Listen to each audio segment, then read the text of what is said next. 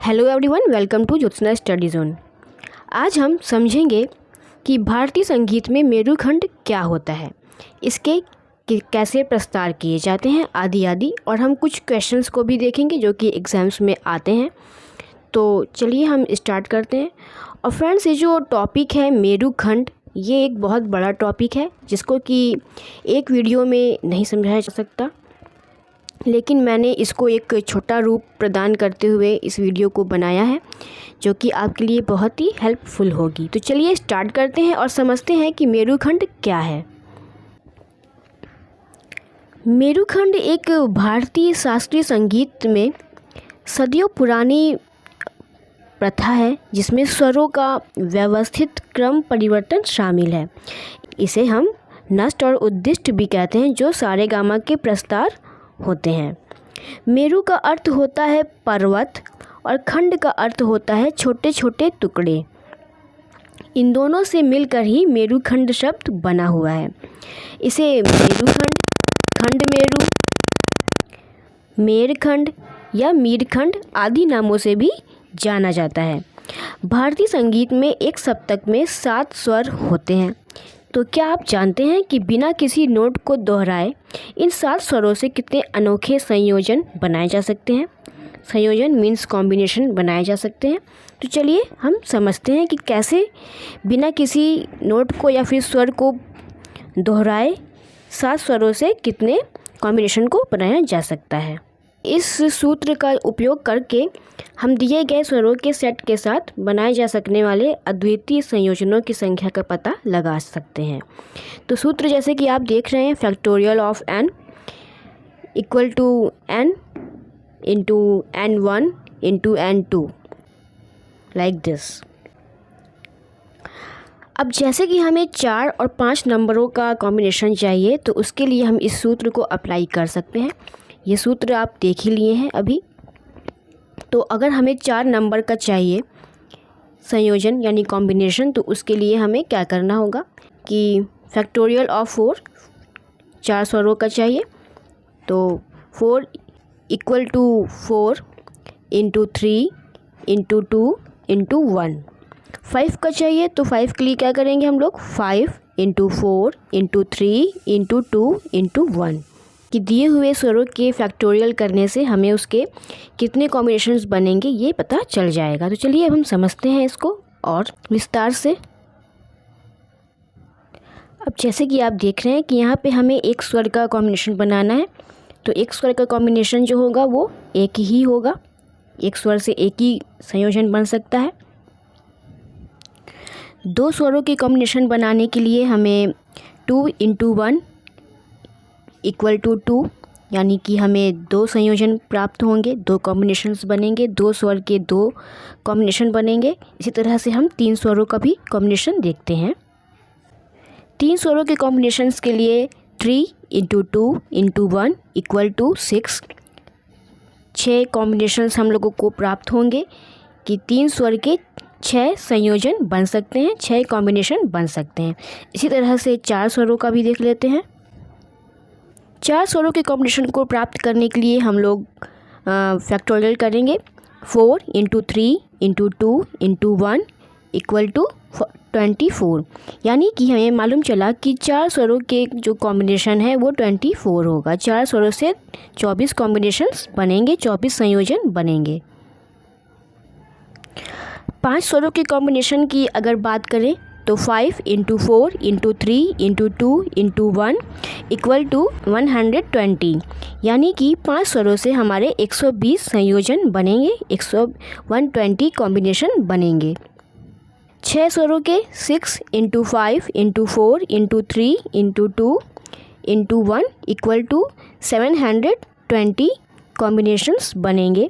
इसी तरह से 7 स्वरों के कॉम्बिनेशन भी बनेंगे जो कि इस प्रकार होंगे, 7 into 6 into 5 into 4 into 3 into 2 into 1 equal to 5040, यानी कि 7 स्वरों से हमारे 5040 कॉम्बिनेशन या संयोजन बनेंगे।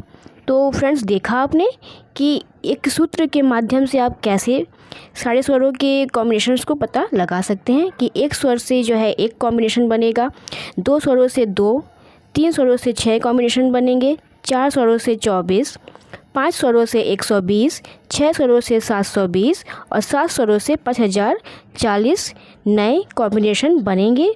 जो ये कॉम्बिनेशन बनेंगे वो बिना किसी स्वर को दोबारा दोहराए हुए बनेंगे, यानी कि कोई भी स्वर दोबारा दोहराया नहीं जाएगा। तो फ्रेंड्स आपने देखा। चलिए हम एक एग्जाम्पल देखते हैं कि 4 स्वरों से 24 कॉम्बिनेशन कैसे बनेंगे।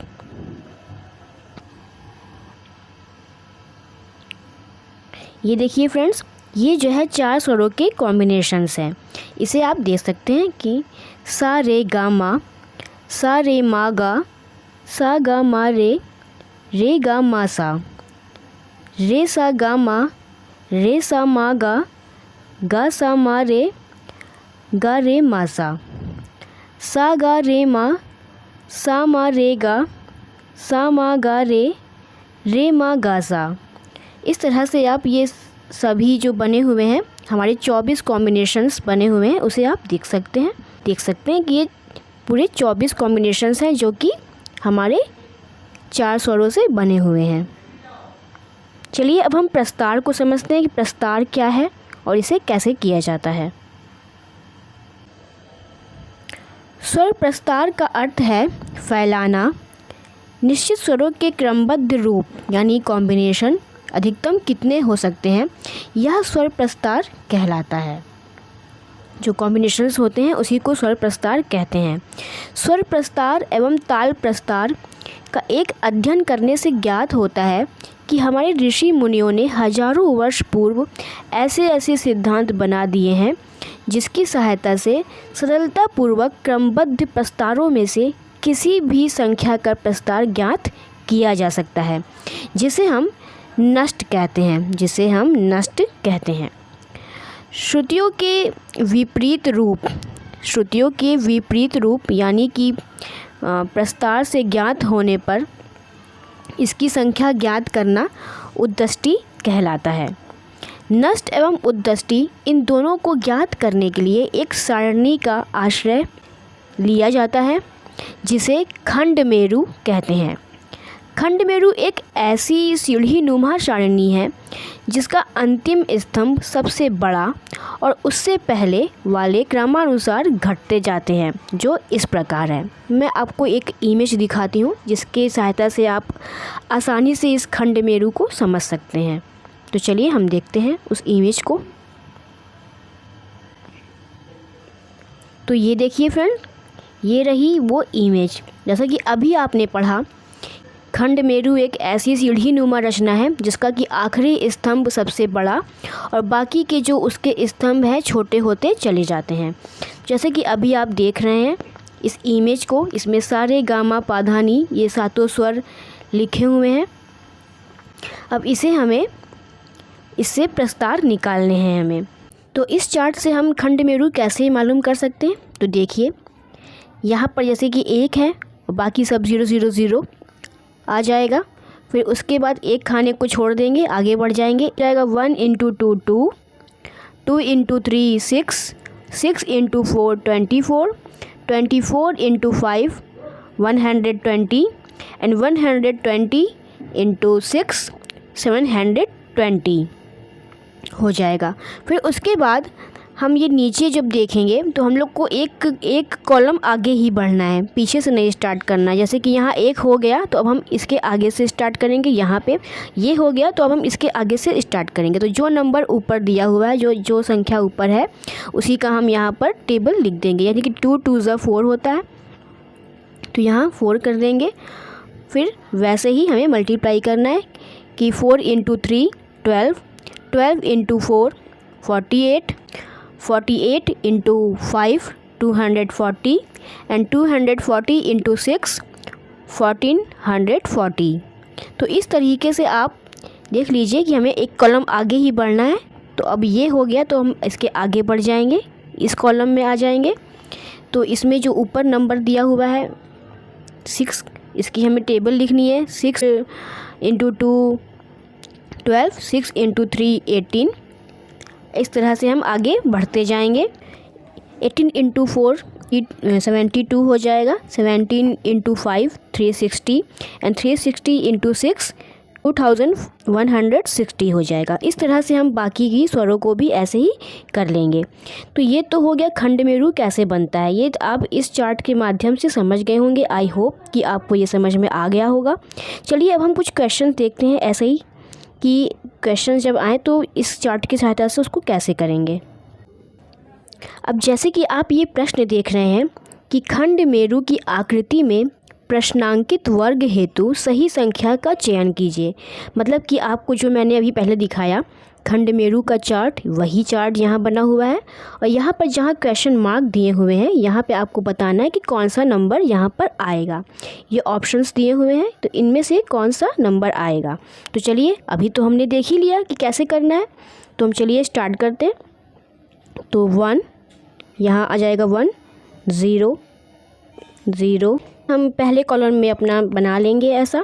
फिर एक कॉलम को छोड़ते हुए नेक्स्ट कॉलम से स्टार्ट करना है। 1 1 इंटू 2 और 2 इंटू 3 हो जाएगा 6।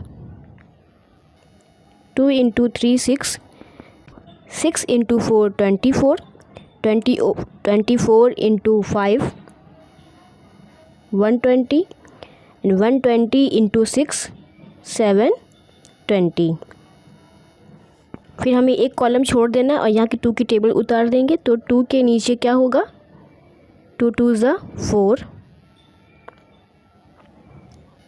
सॉरी मैं यहाँ लिख देती हूँ 2 2 ज़ा 4।